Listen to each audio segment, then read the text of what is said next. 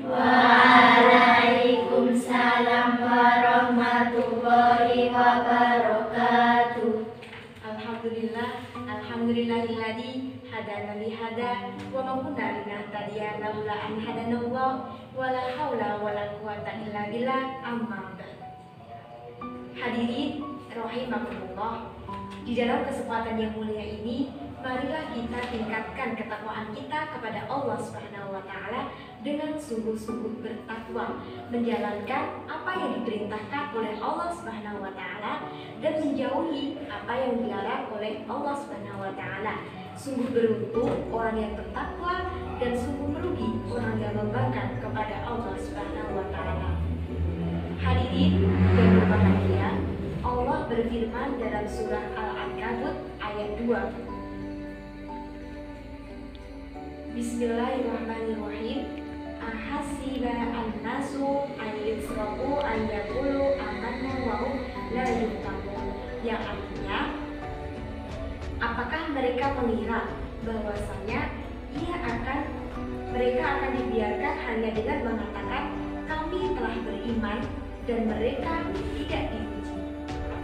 Hadirin yang berbahagia, di kehidupan ini pasti ada yang namanya cobaan, dan tidak ada cobaan tanpa kebahagiaan. Seperti ujian yang diberikan Allah kepada orang yang beriman. Pertanyaannya adalah, mengapa orang beriman itu selalu diuji oleh Allah, selalu ada ujian yang datang dari Allah? Padahal orang yang dekat dengan Allah, orang yang disayang kepada Allah, itu kenikmatan dan rahmat itu selalu ada padanya. Tapi mengapa kok selalu ada ujian dari Allah kepada orang yang beriman? Hadirin yang berbahagia, tujuan daripada Allah itu menurunkan ujian kepada hambanya adalah sebagai bentuk ujian dan untuk mengukur sejauh mana, seberapa besar orang itu beriman dan bertakwa kepada Tuhannya. Derajat di sisi Allah akan diangkat derajatnya di sisi Allah, karena iman itu mahal harganya, tidak bisa didapatkan dengan cara yang instan.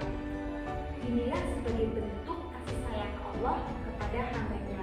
Maka jangan sekali-kali menafikan cobaan Allah kepada orang beriman sebagai azab, dan jangan pernah berpikiran bahwa Allah itu murka kepada mereka.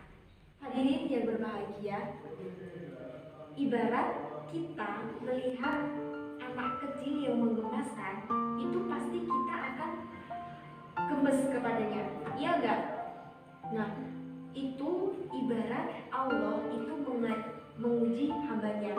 Jadi ketika kita melihat anak kecil yang menggemaskan, pasti kita pengen mencubit pipinya, terus menjahilinya. Lalu kalau misalkan mereka membawa mainan, pasti kita mengambil mainannya. Lalu mainan itu pasti akan direbut kembali oleh si anak tersebut. Jadi anak tersebut pasti nangis merengki-rengki kepada kita supaya mainannya dikembalikan. Nah, begitu pula dengan Allah yang menguji hambanya, itu hambanya menangis merengki-rengki, lalu Allah memberikan kebahagiaan setelah ada kesusahan tersebut. Para hadirin rahimakumullah, dalam hadis riwayat Imam Bukhari, suatu ketika Rasulullah ditanya oleh para sahabat, "Ya Rasulullah, siapakah orang yang paling berat ujiannya?" Rasulullah menjawab, "Para nabi, kemudian orang-orang soleh, kemudian orang-orang soleh, urutannya sesuai dengan derajat kesolehannya." Jadi Allah itu tidak pernah memberatkan ujian kepada hambanya di luar kemampuannya. Jadi Allah itu tidak pernah memberatkan sekalipun ujian yang diberikan oleh hambanya itu hambanya itu merasa keberatan. Itu Allah tidak pernah memberikan seperti itu. Allah itu memberikan sesuai dengan kadar kemampuan hambanya. Itu tidak ada bandingnya dengan ujian yang Allah berikan kepada para nabi. Misalnya Nabi Ayub yang diberikan kekayaan, lalu kekayaan itu diambil oleh Allah dan ia jatuh miskin. Setelah itu diberi penyakit kulit yang bertahun-tahun itu tidak sembuh.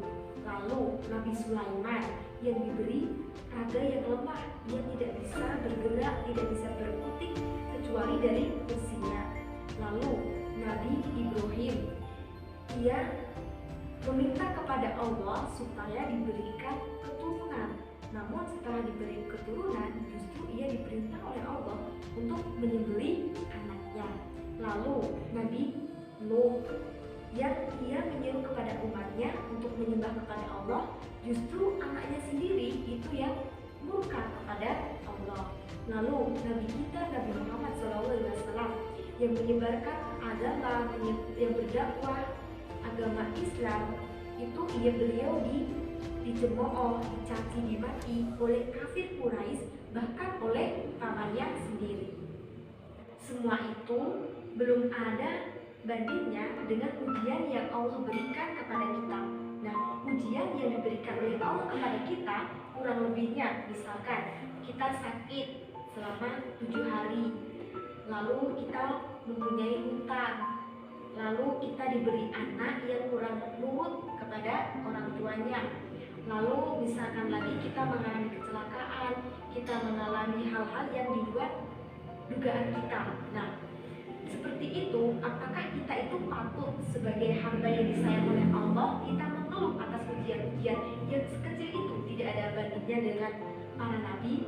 Nah, jawabannya adalah tidak. Dan bagaimana solusinya? Ada beberapa solusi untuk mencegah kita itu untuk mengeluh atas ujian yang diberikan oleh Allah. Yang pertama adalah coba kita lihat orang-orang di sekitar kita. Ujiannya itu lebih berat mana, kita apa orang lain? Kalau ujiannya lebih berat daripada kita patut bersyukur, kita tetap berusaha sebaik mungkin. Lalu misalkan orang di sekitar tidak ada yang ujiannya seberat ujian kita, maka kita bandingkan dengan ujian yang Allah berikan kepada para nabi sebelumnya. Lalu yang kedua adalah ingat bahwa ujian yang diberikan oleh Allah itu pasti ada jalan keluarnya. Sebelum Allah menurunkan ujian kepada hambanya, sebelum itu Allah sudah mempersiapkan solusi dan jalan keluarnya bagi hambanya. Lalu yang ketiga adalah sabar, karena sabar itu adalah nyata buahnya.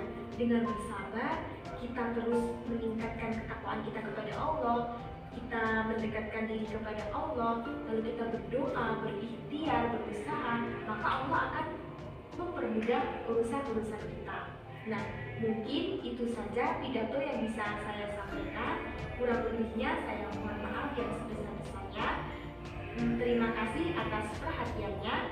Akhir kata, wallahu muwaffiq ila aqwamit thoriq. Wassalamualaikum warahmatullahi wabarakatuh.